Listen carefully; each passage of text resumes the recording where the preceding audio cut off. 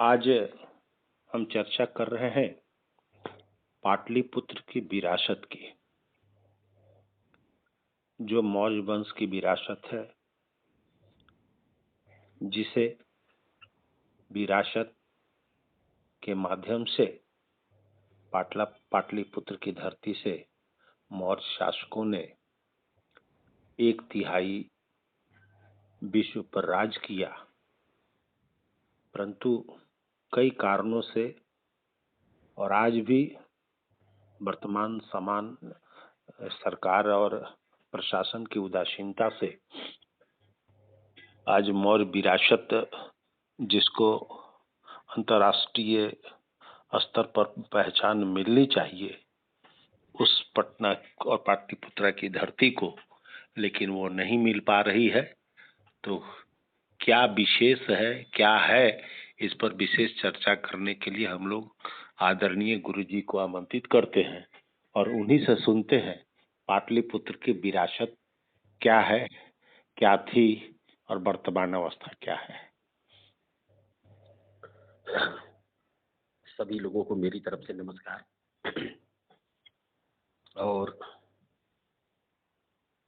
हम आप लोगों से विश्व की एक बहुत ही सुंदर और बहुत सुंदर अव्यवस्थित सुंदरता तो इतनी थी कि करीब 3000 साल में सिंधु घाटी सभ्यता के नगर रहे हों, चाहे वो मेसोपोटामिया के नगर रहे हों, चाहे मिस्र की प्राचीन राजधानी की व्यवस्था रही हो, कोई भी नगर मौर्यकालीन पाटलिपुत्र की जो व्यवस्था थी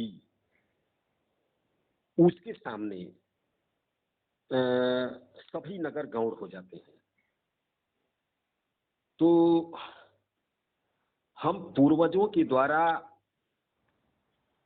जो संस्कृति का निर्माण किया जाता है उस संस्कृति को विरासत कहते हैं और इसी विरासत पर इतिहास का निर्माण होता है। इतिहास कोई कपोल कल्पना नहीं होता, यह ठोस तथ्यों, साहित्यिक और पुरातात्विक साक्ष्य पर लिखा जाता है।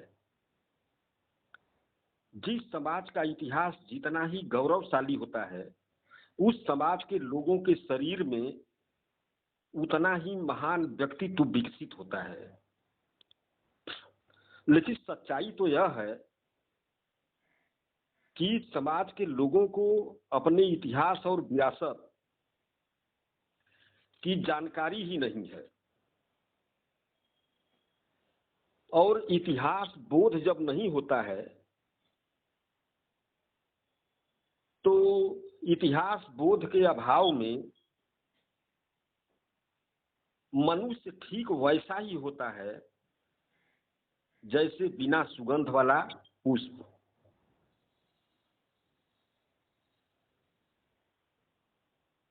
और यदि बिना सुगंध वाला पुष्प कहीं पर हो तो मुझे नहीं लगता कि मधुमक्खी और भंवरे ऐसे नीरस फूलों की तरफ आकर्षित होते हों। और एक सच्चाई में हम बता देना चाहते हैं कि इतिहास बोध की उपेक्षा हमेशा महंगी पड़ती है। इसीलिए कहा गया है कि किसी समाज को पशु बनाना हो तो उसके इतिहास को मिटा दो, उसकी विरासत को नष्ट कर दो, वह समाज सींग और पूंछ विहीन पशु बन जाता है। इसलिए मैं आप लोगों से अनुरोध करूंगा कि आर्थिक स्थिति पर ध्यान देते हुए अपने महान विरासत और इतिहास पर आप नजर रखें कि वो विरासत सही अवस्था में है कि मिट रही है।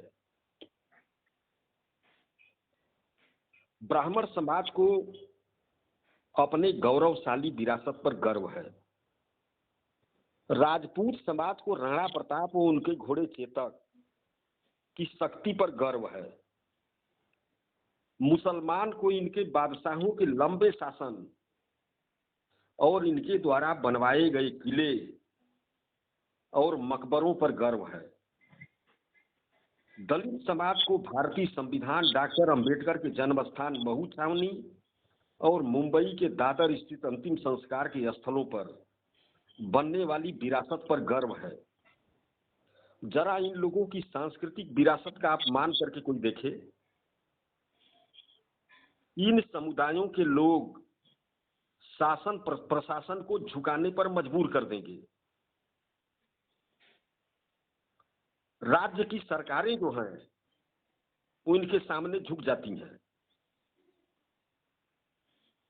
वह तो हम लोगों के लिए अच्छा काम किया कि ब्रिटेन के लोगों ने, कि जिनके उद्योग से, जिनके परिश्रम से हमारे मौर्य सम्राटों की विरासत हमारे सामने आई। सन 1892 में अंग्रेज इतिहासकार L.A. वाडेल ने मौर्य साम्राज्य की राजधानी पाटलिपुत्र का पता लगाया। वाडेल जिस राजधानी की खोज कर रहे थे, यह राजधानी आधुनिक पटना शहर के नीचे दबी हुई है। जिस राजधानी से हर्यक वंश के शासक अजात शत्रु से लेकर पाल वंश के शासकों तक ने शासन किया, और जो प्रमुख विरासत रही प्राचीन पाटलिपुत्र की, उसमें चंद्रगुप्त मौर्य का जो महल, राजमहल था, आज का जो बुलंदी बाग है वह महल वहीं पर बना हुआ था। और आज इस स्थल का अस्तित्व समाप्त हो चुका है। जिन लोगों को उस राजमहल के अवशेषों को बचाना चाहिए, ये लोग उस विरासत के महत्व से अनजान हैं। इनके अनजान होने से ही वह पुरातात्विक स्थल समाप्त हो गया। इनकी लापरवाही और अज्ञानता की स्थिति यह है कि कुम्भरहार के जो 80 पिलर हैं, जो 2005 में गंगा की बालू ले आकर जिसको ढक दिया गया, 1800 साल पहले विध्वंस करके ढका गया, आजादी के बाद 2005 में ढका गया। हमको तो नहीं लगता कि ये शिक्षित लोग हैं। यदि ये शिक्षित होते, पढ़े लिखे लोग होते, जागरूक होते, तो तुरंत विरोध करते। 10-20 हजार की संख्या में निकलकर विरोध कर दिए होते कि हम इसको ढकने नहीं देंगे, हमारे पुरखों की विरासत है। लेकिन सोए रहे, आंखें बंद रही। और सबसे जो खराब बात है, इतनी खराब बात है कि उस कुम्भरहार का जो स्थल है, वह स्थल अय्यासी करने का अड्डा बना है।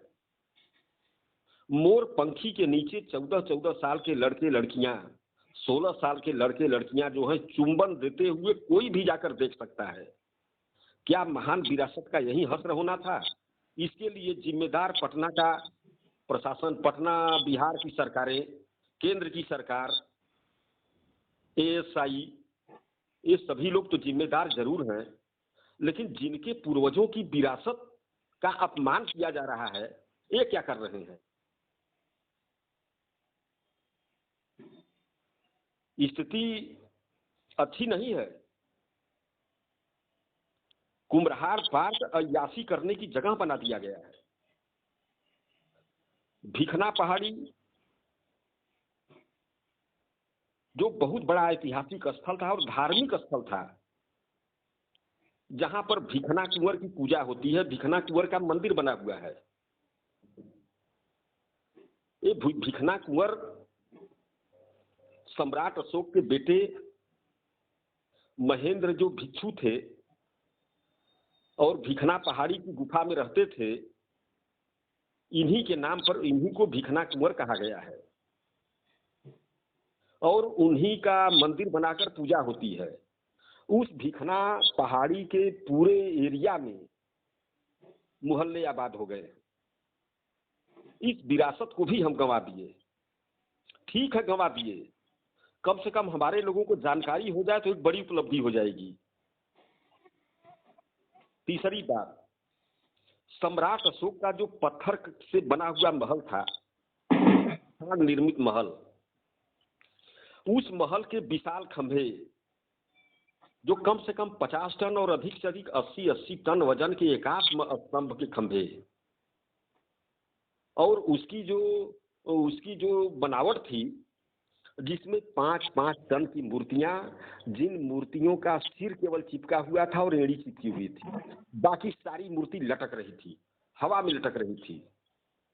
और उसकी चित्रकारी, उसकी बनावट, महल की बनावट, जब महल बनने के 800 साल के बाद चीनी यात्री फाहियान उस महल को देखा तो वह स्वयं से प्रश्न किया कि क्या यह महल मनुष्य के हाथ का बनाया हुआ हो सकता है?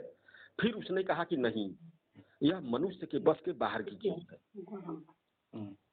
और तो बस के बाहर की चीज है। तो आज यदि महल के अवशेष होते हमारे सामने, तो ताजमहल को जितने लोग विदेश से देखने आते हैं, उससे अधिक संख्या में लोग सम्राट अशोक के इस महल को देखने आते। और मैं समझता हूं कि पटना राजधानी का गौरव और भी बढ़ जाता। तो अब स्थिति यह है कि सम्राट चंद्रगुप्त मौर्य के समय यह संसार का सबसे बड़ा और सबसे खूबसूरत नगर था। और चंद्रगुप्त मौर्य का जो राजमहल है वो राजधानी के मध्य में बना हुआ था। यह विदेशी यात्रियों के यात्रा वृत्तांत में लिखा हुआ है कि जब राजमहल राजधानी के मध्य में बना हुआ है और राजधानी की लंबाई 9.5 मील है और चौड़ाई 2.25 मील है, तो पूरे राजधानी का पूरा एरिया जो है कि नापी कराई जा सकती है। और कोई अच्छी सरकार हो तो जिस प्रकार से तमाम कॉरिडोर बनाने के लिए लोगों को मुआवजे देकर विस्थापित कर दिया गया, जलाशय बनाने के लिए सैकड़ों गांवों के लोगों को विस्थापित कर दिया गया, भाखड़ा नांगल बांध और सरदार सरोवर बांध बनाने में 2-2 हजार सैकड़ों गांवों के लोगों को विस्थापित कर दिया गया दूसरी जगह, और जलाशय बनाए गए। अभी पटना राजधानी में करीब 2000 मकानों को हटाने का निर्देश जारी कर दिया पटना नगर निगम ने। तो क्या यह काम नहीं किया जा सकता कि प्राचीन राजधानी पर बसे हुए लोगों को अन्यत्र विस्थापित करके उस राजधानी की खुदाई करा दी जाए, और वो सारी चीजें हमारे पूर्वजों की महान विरासत जो हर्यक वंश के अजात शत्रु से लेकर और शिशुनाग वंश, नंद वंश, मौर्य वंश के बाद भी जो तमाम शासक आए, इन लोगों की महान विरासत संसार के सामने आ सकेगी।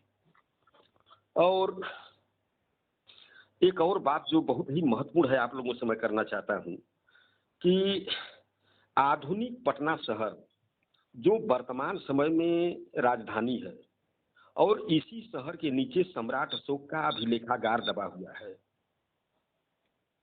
जिसमें ताम्रपत्र पर लिखे गए उस समय के विवरण बक्से में सुरक्षित अवस्था में है। यदि यह विरासत प्राप्त हो जाए तो हमें विदेश के अभिलेखागारों में जाने की जरूरत नहीं पड़ेगी। अशोक के सभी स्मारकों का विवरण और उस समय की सभी महत्वपूर्ण घटनाएं जो ताम्रपत्र पर लिखी गई हैं, ये हम लोगों को प्राप्त हो जाएंगी। लेकिन पटना के लोगों की जो मानसिक स्थिति है, मुझे जो समझ में आई, जिसे यह कहा जा सकता है कि पानी में मील पियासी, एक कबीरदास की भाषा है, और गलत नहीं लिखा है उन्होंने कि पटना शहर में रहते हैं, राजधानी में नहीं रहते। पटना शहर में रहते हैं, इन्हें अपने इतिहास और विरासत का ज्ञान नहीं है। कुछ भी हो, मेरी वेदना जहां तक जा रही है, मैं उन सभी लोगों से अनुरोध कर रहा हूं कि पाटलिपुत्र की महान विरासत को बचाने के लिए हम लोग मिलकर उद्योग करें। नहीं तो हम लोग निसंदेह बिना सुगंध वाले फूल के समान होंगे। धन्यवाद।